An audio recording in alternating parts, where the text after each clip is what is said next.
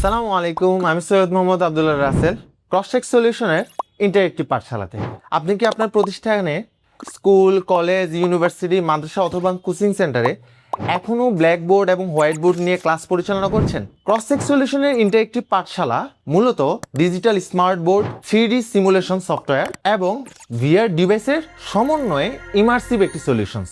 আমাদের এই কন্টেন্টগুলো ভিআর এর মাধ্যমে আপনারা এক্সপিরিয়েন্স নিতে পারবেন। মানে রিয়েল লাইফে যে ধরনের এক্সপিরিয়েন্স হয়, ল্যাব ঠিক ভিআর এর মাধ্যমে হ্যান্ড কন্ট্রোলিং এর থ্রুতে আপনারা এই এক্সপিরিয়েন্স করতে পারবেন। এবং যে এক্সপিরিয়েন্স করবে এই জিনিসটা কিন্তু কাস্টিং হবে ইন্টারেক্টিভ বোর্ডের মধ্যে। আমাদের এই স্মার্ট বোর্ড মূলত 55, 65, 75 এবং 86 ইঞ্চির হয়ে থাকে এবং ডুয়েল অপারেটিং সিস্টেম হয় অ্যান্ড্রয়েড এবং উইন্ডোজের।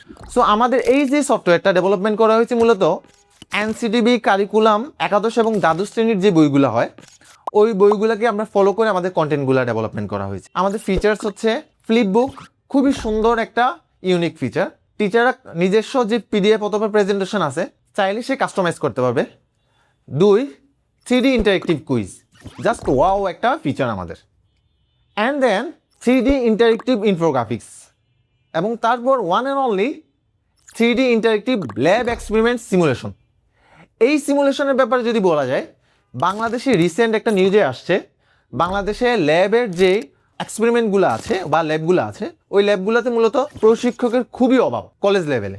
সো ইন্টারেক্টিভ পাঠশালা 3D সফটওয়্যারটা সাপোর্টিভ হিসাবে কাজ করতে পারে আর কি। আর আমাদের সকল কন্টেন্ট ম্যাজিক্যাল একটা পার্ট হচ্ছে আমাদের এই কন্টেন্টগুলো ভিআর এর মাধ্যমে আপনারা এক্সপিরিয়েন্স নিতে পারবেন। মানে রিয়েল লাইফে যে ধরনের এক্সপিরিয়েন্স হয়, ল্যাব ঠিক ভিআর এর মাধ্যমে হ্যান্ড কন্ট্রোলিং এর থ্রুতে আপনারা এই এক্সপিরিয়েন্স করতে পারবেন। এবং যে এক্সপিরিয়েন্স করবে এই জিনিসটা কিন্তু কাস্টিং হবে ইন্টারেক্টিভ বোর্ডের মধ্যে।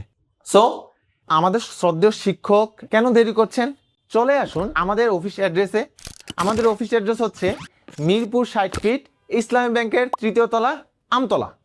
আসসালামু আলাইকুম ওয়া রাহমাতুল্লাহ।